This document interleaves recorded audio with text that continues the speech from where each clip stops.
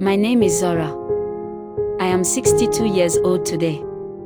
And though my voice is older, my memories are still young, especially the ones that shaped me. I was only 19 when I wore a wedding dress that nearly became a prison. I was pregnant, afraid, and in love with a boy the world said I couldn't have.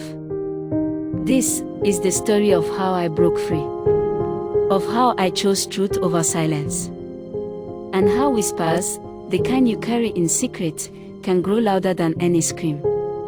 So if you're listening now, let me take you back to the beginning.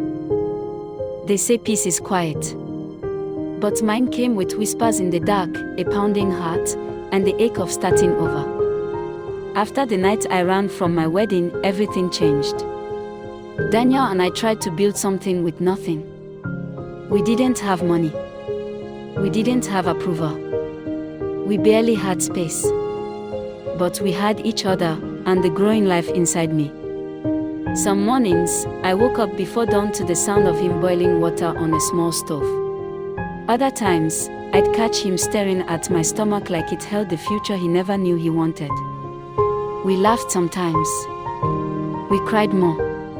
But we were trying. One afternoon, while sweeping the small room we now called home, I felt dizzy. The world spun and the broom dropped from my hand. Daniel caught me just before I fell. We rushed to the clinic. They ran tests. The doctor smiled gently.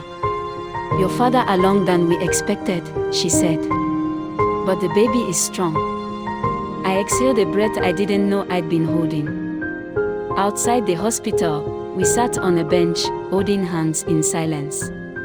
That's when he asked the question, "Do you want to keep the baby here, in this struggle? Or should we think bigger?" I looked at him. Tired, brave, willing. I didn't want to raise my child in hiding. I wanted more. For me. For us. So we made a plan. He started searching for jobs beyond Lagos.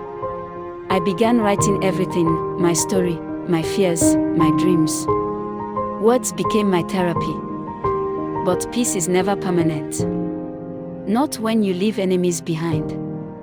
One night, someone knocked on our door. Loud. Sharp. Daniel opened it and froze. It was Chuka. And he wasn't alone. My mother stood beside him, dressed in black, her eyes full of cold fire. "You thought you could shame us and disappear," she hissed. "You thought this story ends because you ran."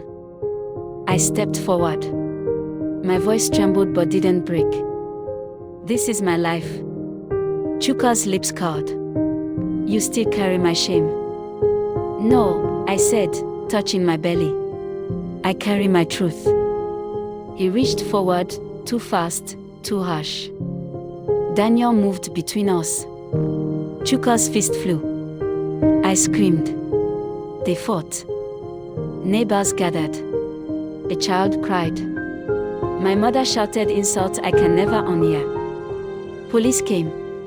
Chuka tried to spin the story, as always, the rich man scorned. But this time, we had voices. The neighbors defended us. One woman recorded everything.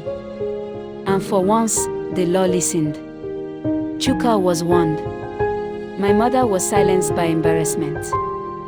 And we were left standing. Shaken, but standing. That night, Daniel held me like he was afraid I'd vanish. I pressed my ear to his chest and listened to the beat that told me I was still alive. We didn't win a war, but we survived the battle. And sometimes, that's enough.